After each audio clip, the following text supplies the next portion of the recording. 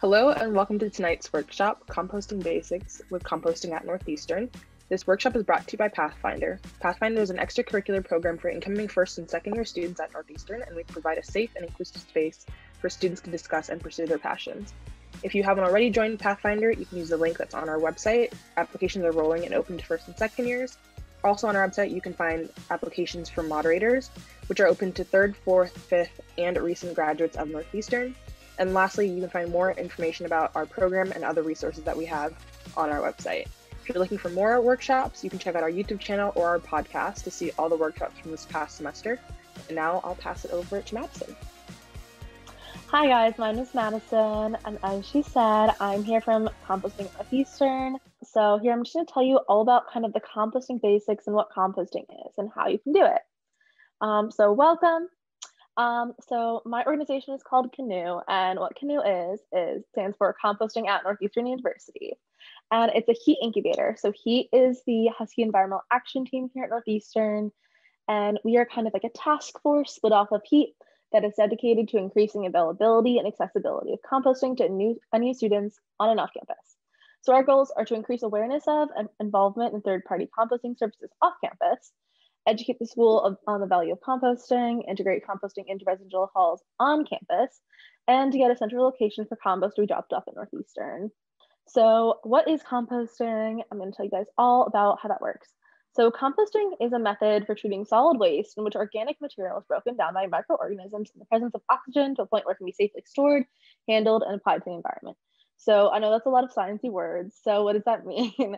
What it means is that you take solid organic waste, which is like, your broken down food scraps or paper scraps or plant scraps, and you put them like in a bucket, and there's microorganisms already in there that kind of like break down those things. And then with oxygen, it can like feed off of that, and kind of all the food gets broken down into sort of soil material. So that's kind of how that works. And then why should you compost? Why is this important? So as people that care about sustainability, some of you may know that sometimes it feels like big corporations are making all the issues in the environment. It's really hard for individuals to make important change. And so food waste is actually an issue where individuals can have a really large impact. Household food waste is 26% of all food waste. And so that means if like every single person in the US composted, we could have 26% less food waste. So I think that composting is one of those areas where individuals can make a really large impact. And that's why it's so important that we work on this. Composting is also really good for the environment. Worldwide implementation of composting can reduce emissions by 2.3 billion tons over the next 30 years. Obviously, that's a huge amount. And there's lots of environmental benefits of composting. So one is it reduces the release of methane into the atmosphere. As I'm sure many of you know, methane is one of the worst greenhouse gases. So it's really bad for the environment. And when you have food waste just sitting in like a trash heap, it doesn't have that oxygen that we said before we needed. So it can't be broken down properly, and then methane gets released.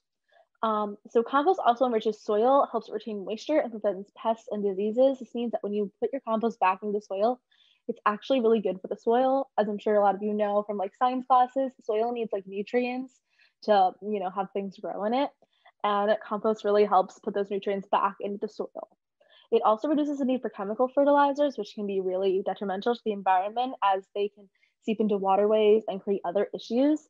And just a little fun fact is that Massachusetts has a commercial food material disposal ban, which means that businesses and corporations have to have a certain amount of their food waste be like disposed of in a better way. As you can see, 50% of typical municipal garbage set out the curve is compostable. That means that like when you and your household throw out your trash on trash day, 50% of that probably could have been composted, and therefore you could have had like 50% less waste. So composting can make a huge impact. How can you compost? So if I enticed you with this, how can you yourself do this? So there's a lot of different methods for composting actually, and I'm going to talk about some of them here, but you can do simple backyard composting where you just like kind of throw stuff into your garden that you already have there. You can pay for a pickup service. I'm going to talk about those later. You can collect your compost and drop it off at some of the free spots I'll talk about later on.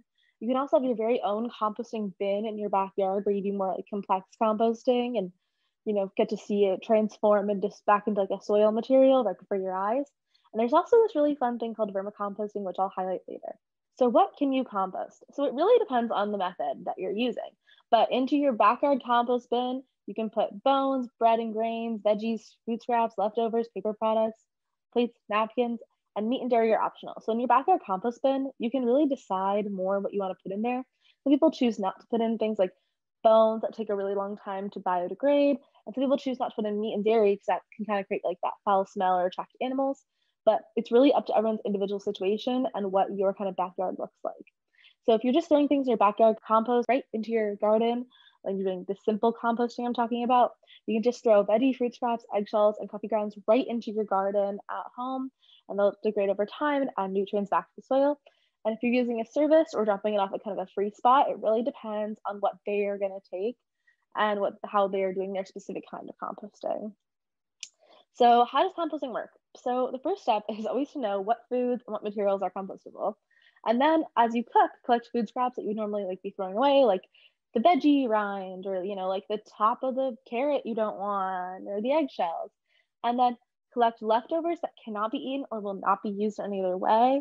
At CANU, we really like to say that if you can use your leftovers in any other way, that you should. So that means like taking veggie rinds and scraps and adding them to like a soup to make your own broth is a better option just throwing it away, because composting is still like creating waste, even though it's a better form of waste that can be reused. Like it's still better to use those kind of in the initial step if you can.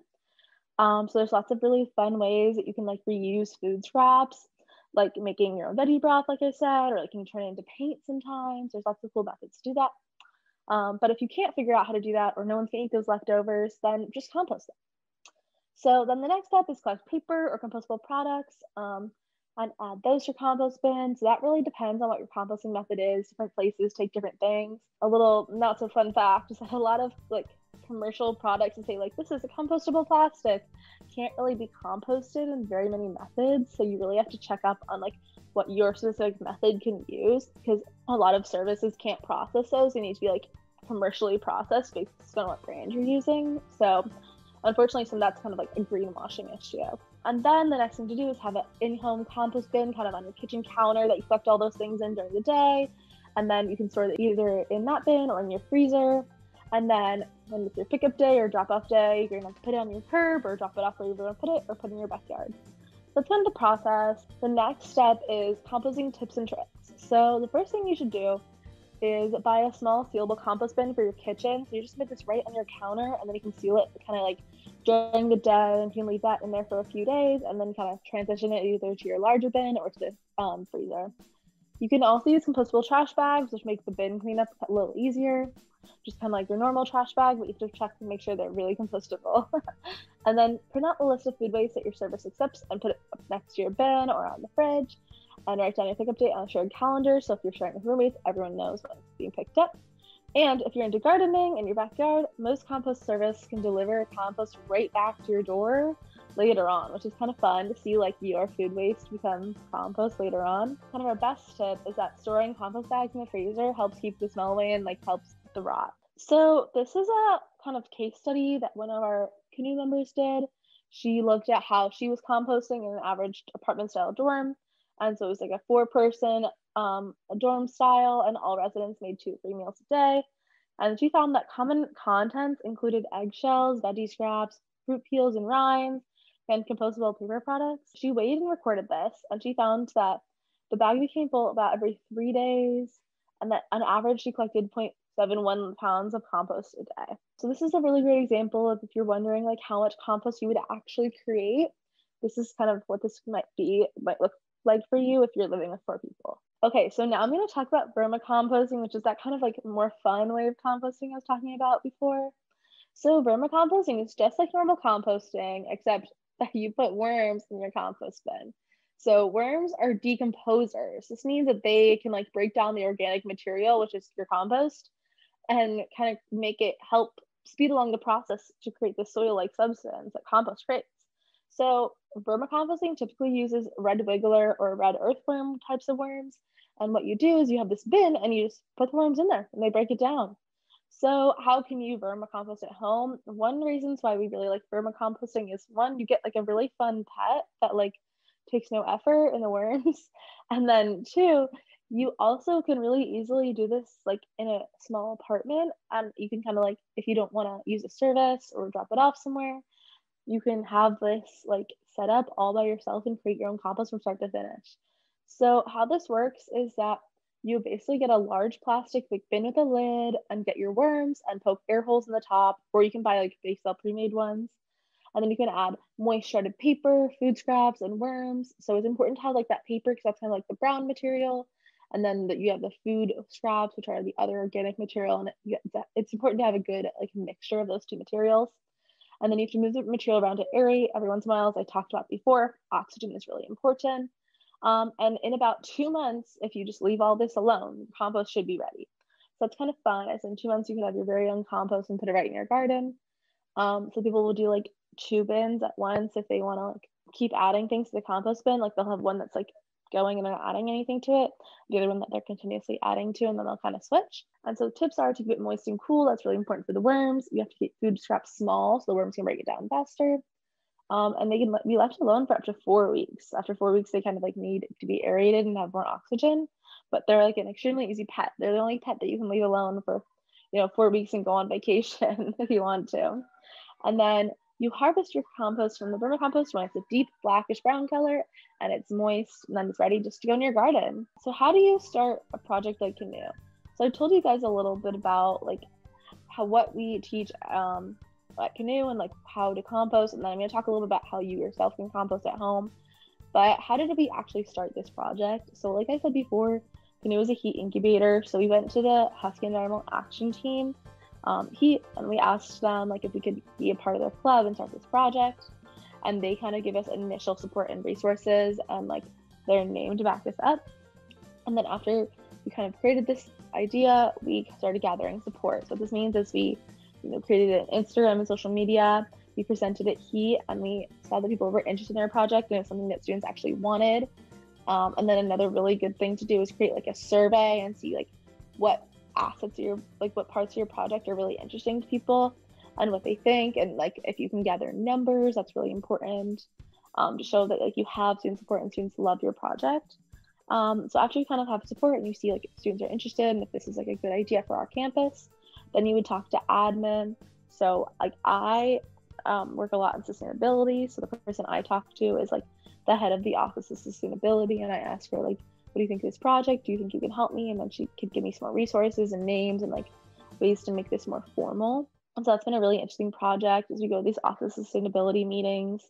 And then the woman who works there, her name is Carol, and she would like tell us like, oh, I would love if you could like formalize this part and make it more of a formal proposal, or you should really talk to this person and see what they have to say. And so that's really helpful. If you're working in another area, obviously you would probably talk to a different office, but going to admin is really helpful because they can tell you kind of what your project needs to get the university more interested, and they can help you along, give you some more resources. And then the last step is kind of to see if other clubs are interested. So what I like to do is I do these composting 101 presentations at different clubs and organizations, and I see if they're interested. And I spread the word about composting, get students interested, involved. And so all of those things are kind of like the steps for gathering support. And then after that, it's really up to you to determine what your next steps are in your projects, whatever they could be. It's really important to gather support in the form of like social media or like a newsletter following, talking to admin and seeing if other clubs are interested and want to hear about you so you can get your name out there and find out what your next steps are. And that's kind of how you would do a project like this. And then, so the last part of our presentation is really how can you compost in Boston? Composting in Boston is, well, a little complicated. We live in a city and not everyone has access to a backyard where they can just put their compost there, right?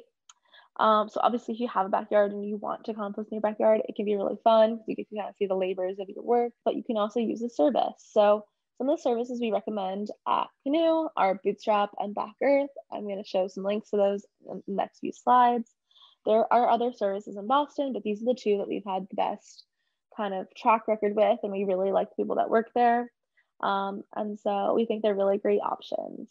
And so how this works is that someone would come, like just like you pick up your trash and put it out for the city, you would put out your compost on the curb, just for the service to come pick it up. Like you can do bi-weekly, weekly, or monthly, depending on what service you're using.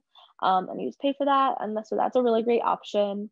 but obviously not everyone can afford that, or not, that doesn't work for every single person. So the next thing you can do is use a free service. So these free services, there's one called Project Oscar, which is a free program run by the city of Boston. They have different drop-off bins all around the city. So there's ones in East Boston, the North End, Brighton, Jamaica Plains, and City Hall Plaza. The easiest one to get to from Northeastern campus is either Jamaica Plains or the City Hall Plaza. But if you go to City Hall, you can just take the green line right to, Government Center. And then at City Hall, they have an area that has all their trash bins. And you'll still see like a little tiny sign that says like Project Oscar, and you can drop off your compost there. And that is completely free and pretty easy. So that's a really great option. And another option is that Whole Foods sometimes have bins where you can drop off your compost. This isn't available at every Whole Foods, and some have paused for the pandemic, but you have to check at your local Whole Foods and see what their options are. A little fun note is pre-COVID, all Northeastern dining halls were 100% compostable. So before the pandemic started, if you went to the dining hall, the fork you were using, the plastic fork, the plastic cup, the tea bag, the napkins, they could all be 100% composted. So that's really fun. With the pandemic, they've had to switch over some of that stuff to plastic just because to-go containers and students are like throwing things away at their own home. But after the pandemic, they're really excited to get back to being 100% compostable. And they really, really, really love their composting program and really take it to heart. So it's really fun. You can also kind of like sneak in and drop your composting in off there. They don't really mind. But that's also kind of an option. If you live outside of Boston or other cities have services. They also have free areas, and you might just have to do a little bit of research. If you're having trouble finding things, please reach out to us and we can help you find composting and waste to compost in your own town. So how can you connect with us here at CANU? So you can sign up for our newsletter. That's really fun. It's not running during the summer, but it'll start again in the fall. And that way you can find out kind of what we're working on and what's going on. And we always send you resources. Next, if you already compost, you can send us your photos to be featured as a composter of the week on our Instagram, which is really fun. And then if you're in a different club that's interested in hearing more about composting, you think they would love it, then your club can also host a Composting 101 session just like this. So that could be really fun. You can also follow us on Instagram or Facebook. Our Instagram is at NU Composting. And then if you have any questions, please send us an email. We love to answer questions and help people like figure out how they can compost in their different situation. And it's really important to us. So now I'm just going to stop for any questions. Thank you so much. I was curious what method you are using at the moment, if you've tried different methods of composting, and maybe what your favorite is for your current situation. Yeah, so before this, I have lived on campus, so I was just composting in the dining halls. And then now I've just moved off campus, and I'm going to start composting with Bootstrap Compost. And so they're just going to come pick up my compost every 2 weeks. And right now I have like an on the kitchen counter compost bin that I just bought off Amazon. And I put my little compostable trash bags in there, and I just dump my scraps in. And then when that kind of gets full, or if it's like kind of starting to like decompose, I can tell I'm going to throw it in the freezer. And then when they come and it's time to pick up, I'm just going to put it all in like the big bin that they provide and put it out on my curb. And that's going to be really great. A lot of people at CANU either use Bootstrap or Black Earth, and everyone has had really good experiences with those too. So a lot of people at CANU do use the composting services just because not a lot of us have backyards because we live in cities, and not a lot of us have like the time to go drop off your compost at like a free spot, because obviously that is more time intensive. Our president does like her family has a farm, and so they compost on their farm, which is really fun. And a few weeks ago we did this little like composting trial where everyone got like a composting bin, and then they could try out like composting for 1 week, and we would dispose their compost for them, and we dropped it all off at her family farm. And that was really fun because then she gets to like see how like all that compost can turn into, you know, a compostable, usable material, and then she can use it on her farm. Any more questions? I have one. So how is like being part of CANU and like the heat incubator expanded like your experiential learning? Yeah, that's a really great question. So I think that the main thing that I've learned through CANU is kind of like all about how kind of bureaucratic processes work, which is interesting because when I first started CANU, I was just thinking, oh yeah, we're gonna like post this on Instagram and then like everyone's gonna love it and we're just gonna like get composting at Northeastern. And obviously we still don't have composting at Northeastern. We've been working on this for over a year now, but we have made like great strides in that time. And so I've learned a lot about like how to deal with like administration and how to like connect with different people and build support for an idea, which is very similar to kind of how that would work if you worked in an organization or like a business and had an idea. You would have to like get it, through your higher ups basically and see like what coworkers loved the idea. So I think it's been really helpful, like kind of knowing how bureaucratic processes work and how to like get your ideas heard and meet with people and have like professional meetings with people that work in administration. Right now, we are hopefully about to start like our first trial, our composting trial, and it's going to be like done in one of the dorms, either in summer 2 or in the fall. And so we're really excited about that. Like obviously we've made them like go from like we can't do composting at Northeastern to okay, we're gonna try this out and like see how it goes. And so we're really proud of that effort.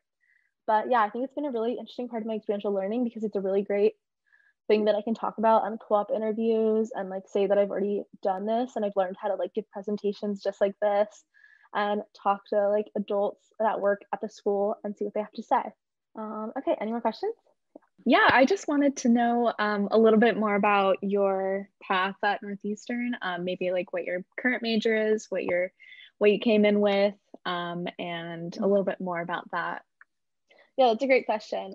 So I started as an Explore student because I had no idea what I wanted to do, so I was just undecided. And then in the fall of this year, I declared PPE, so that's poli sci philosophy and economics, and then I'm also doing a minor in environmental studies. So I really realized that while I really like learning about like humanities and different humanities subjects, but also my personal interests really lie in like the environment and like the policy behind that. So CANU has been like a really great thing to be working on that's really related to my interests. And so I've been really involved in the club Heat, and in the fall I'm going to be their VP of administration. And I actually have another kind of project I'm working on with Heat too, where we're trying to bring solar panel charging stations to campus. So I think that my journey has kind of been me like figuring out that I really like humanities and like economics and poli sci, and then realizing that I love that, but with like a focus on the environment, and then using my extracurriculars to really explore that. Yeah, that's so awesome. I think it really like connects your studies in academic and then you're also kind of your extracurricular. I think that's fantastic and what experiential learning is all about. So yeah, I'm so glad you're able to find this. And if people want to join CANU, is there like a way to sign up for the club if they want like a position, or they just want to get more involved than just following you on your social medias?